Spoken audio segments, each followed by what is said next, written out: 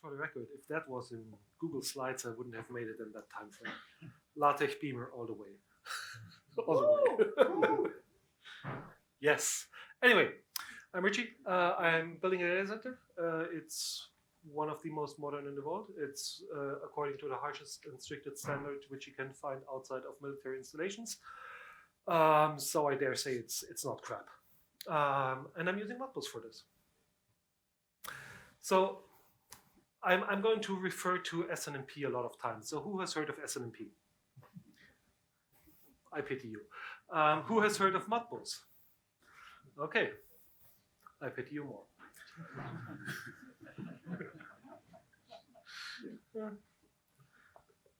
So, SNMP is pretty old, as most of you will know. Modbus is way older. It's way more horrible. It has way more warts and horrible bits and pieces. It's fair to say that without SNMP, the internet would break down within hours. Of course, no one would be able to actually manage what the internet is. But quite frankly, if we didn't have Modbus, if that just went away, the whole of society would simply collapse. And I'm not joking. I mean, it sounds funny, but I'm not joking. It is everywhere. There's no field where you won't find anything which speaks Modbus. It's insane. You wouldn't have power, you wouldn't have tap water, you wouldn't have nothing. Ports like those large cranes and such, all Modbus. Ships, is the engine running, is it going backwards, forwards, all Modbus. There would be nothing, even production streets like your Snickers bar and everything, all Modbus. So it's kind of important and it's kind of ignored. Of course, it's horrible. And of course, it has serious security built in. Of course, why would you have security in something that old? Well, maybe in something that important, but you just don't. And that's something to keep in mind. Of course, you can't just shoehorn it in after. You would need to replace the complete standard, basically. So there's several flavors of Modbus. The two most relevant ones are RTU and Modbus TCP. Just to increase the pain, there's also Modbus over TCP, which is completely different from Modbus TCP. Same as FTPS and SFTP. So basically, most things you will find today are Modbus RTU. Most of what you want to be using is Modbus TCP. And there's a way to translate this. Special mention for Modbus ASCII. Of course, that's just double horrible, but some people use it. So yeah, you want to use Modbus TCP, and bridging RTU into TCP is pretty common. There is a deeply ingrained concept of master and slave within Modbus, which we got rid of in the Modbus exporter for obvious reasons. Because it's one of those things which just like someone put it there and you just keep using that name and you don't really think about it, but it's actually quite fucking horrible. So just don't.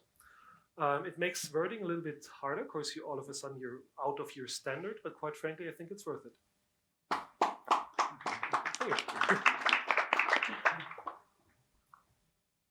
So let's dig in.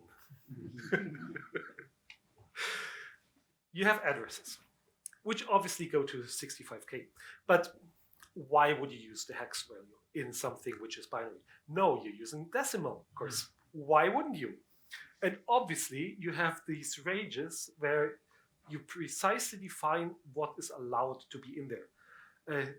Discrete coil outputs or output coils. That means you have actual coils which do measurements on is there power on that line or not. And that is how you test, is this thing on or off. Of course, in the 70s, that's how you did that stuff. Of course, you didn't have any other way. That's where this is coming from, and that's still underlying this protocol. So yeah, basically you get bitwise for the first two, and word or 2-byte. Of course, word didn't exist as a concept, or it wasn't clearly defined. We were talking about a time when they weren't even sure if a byte would be 7, 8, or 6, or 9 bits, or 6. So yeah. You need to do bitwise addressing within this 2-bit block. course, why wouldn't you? And no matter what you do, you always get 2-byte blocks back. Even if you ask a sub address, it'll just give you that whole word. Of course, why wouldn't it? And you need to really, really like clobber stuff together by hand. For example, float 32. I've seen all 3 of those on the line.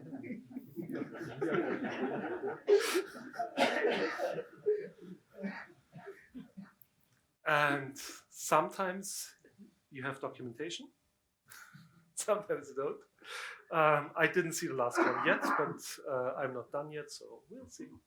Maybe we'll find it, maybe we won't. Yeah. So jumping back to here, read-write is output, read-only is input. So yes, of course, it's from the perspective of the sender and not from the perspective of the actual device which you're talking to. Of course, it would be way too unconfusing if it would be like relevant to the actual device you're thinking about. And obviously, you're skipping 0, the decimal 0, even though you're doing binary. And obviously, you start counting with 1 at binary 0, but only if they feel like it. Of course, within the data fields, it's not defined. You can do whatever. Like, it's not even ASN anything. It's just free for all. You can just put in whatever. You have also the possibility to just use the other addresses. No one is stopping you. There is no test suite which won't fail or anything. You can do this if you want. There's one very, very simple way to verify if you did it correctly. Stuff breaks. Easy. It just stops working. Maybe your, I don't know, power plant explodes, and then you know, okay, I did something wrong. Maybe someone dies, I don't know. Maybe your cooling in the data center stops and everything's on fire, and yeah. It's a quite high stakes game to play.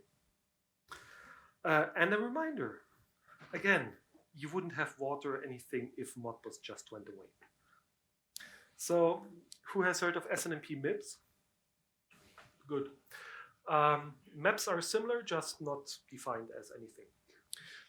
Like there's no standard for them. You can't test them, and the way to find out if you actually did something wrong is stuff just breaks. Because sometimes even if you just read out the wrong register, the PLC decides, okay, I don't know that register. Best thing to do, just stop. Of course, why wouldn't you? So yeah, you have to be really, really, really careful. And yes, this is not a joke. I got documentation, which is basically a scan of old photocopied paper, because it's an old controller. Why would you update the documentation? It's still good. Like paper from the 70s. If you looked at those RFCs, that looks like it. Yes, I'll wait for you. No worries. I've seen the people who work with this, and this is the industry standard. You have your hex viewer, which is able to speak Modbus RTU and or Modbus TCP.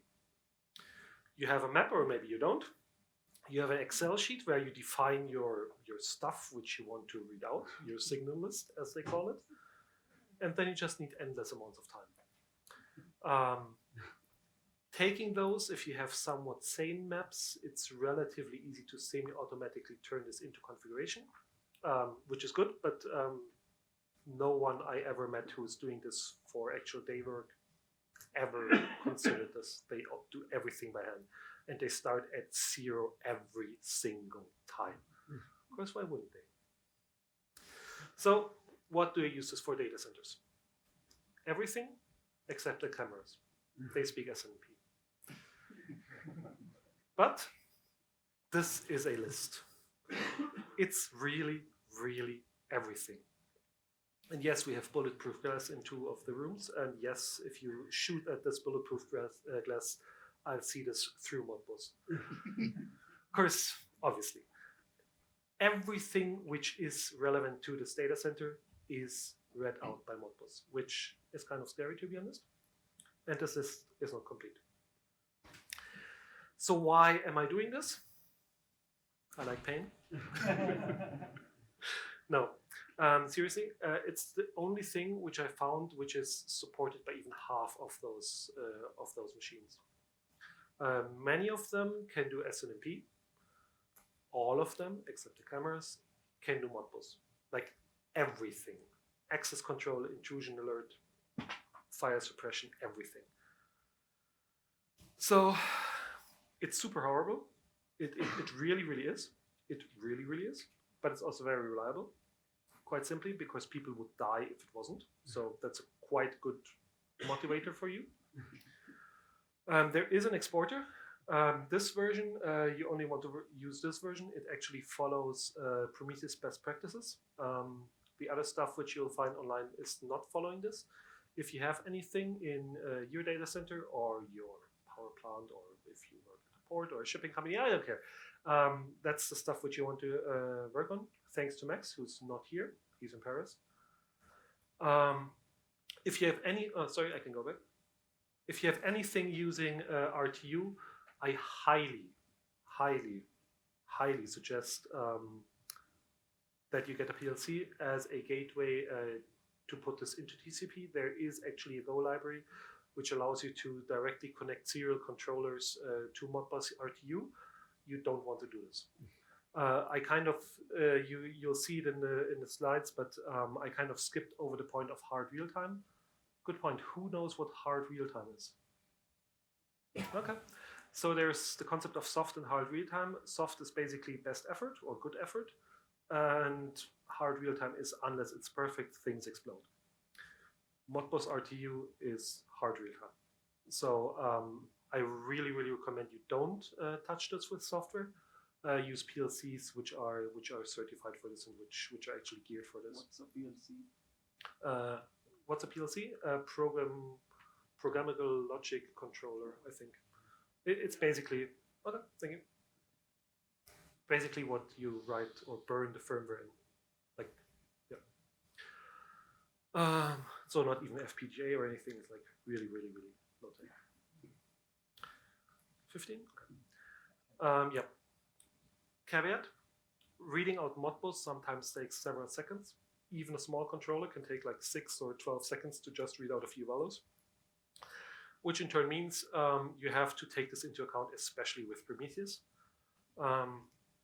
For the PLCs which I'm using, I'm currently having them reprogrammed to expose the time, how long they took to read this out. Of course, again, they have hard real time internally, so they know precisely how long it took. They have no idea what the actual time is. They don't know if it's 100 years ago or 100 years in the future. They don't care, but they know precisely how long it took, and that's what they're exposing. Brian hates me for saying that I might adapt the exporter to calculate correct time, yep. Do you hate me? Well, okay, I can work with that. There is something of a CSV-ish thing which you can use for maps, and many, not all, but quite a few of the manufacturers for equipment follow this. I wouldn't dare to call it standard, but it's not that horrible.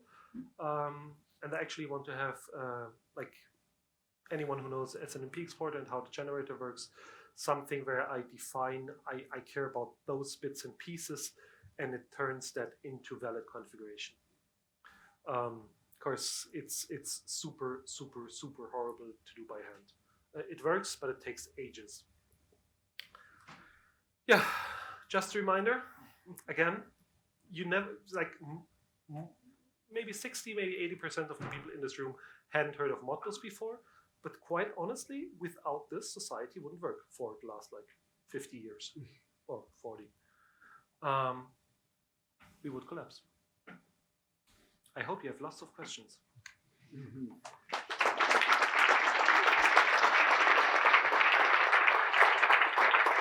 Thank you. Any questions?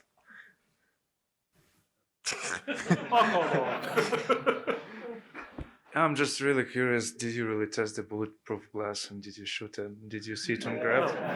I have my spider, like the breakage detector thing. But I'm in luck. One of the so for the non-security relevant rooms, we have Einscheibensicherheitsglas, which is basically break-proof glass. We actually have 2 layers of that in the non-security relevant rooms, and one of those glass panes broke. So I didn't do this yet, but I intend to take a glass breaker and to break it and see it pop up. I didn't have time to do this yet, but yes. Shooting. Yes. Yes, there will be video. The others, they're too expensive. It's medium 4 figures for 1 window, and it's like super complicated. Yeah. Also, like the frame and everything also needs to be bulletproof, and so you can't shoot like this or this like this. It's super complicated, so you don't want to touch that. I think the Modbus exporter is super cool. I think it's a great way to bridge like a really old traditional, like the industrial world, which runs everything, like you pointed out, to like the modern Prometheus world. Have you seen other people use something like this or do something similar to other protocols or other industrial systems? Yes. There is, it was, I think, a university project where we forked this from. So that person used it for something. I know that Cloud and Heat, there's some guy, yeah, there. They also use it. The old version, not my version. There's most certainly others. I felt around a little bit, and there was some feedback on the question of Modbus and Prometheus. I did talk to a few people recently who were also trying to get all this observability world on the industrial world, because if you look at the licensing model and if you look at the scalability and like the performance of all the old industrial style visibility monitoring observability tools, they're horrible. We're talking high 5 figures for like 5,000 data points, and that's every minute or maybe every 2 minutes. Yes, so there's tons and tons of need. I expect this to become bigger and bigger. So just to understand the basic thing that Modbus exporter does, is it basically reading all of the registers in succession and storing buffering the values, or how do you handle situations where it takes too long to, or maybe not too long, but a long time to read all of them, or if there are side effects to reading any of the registers? So if it takes too long, I time out, easy. Basically, yes. So I have the configuration. If you know, do you know how the SNMP? Or no, I'll just explain. So I have a configuration. If you access that module in the exporter, I will send queries to that device, ask for whatever is in the configuration, use the configuration to turn this into stuff which Prometheus understands and expose it back. And that can take a short time or a long time, doesn't matter. Do we have any more questions? All right, thank you. So early lunch. Yeah, thank you first.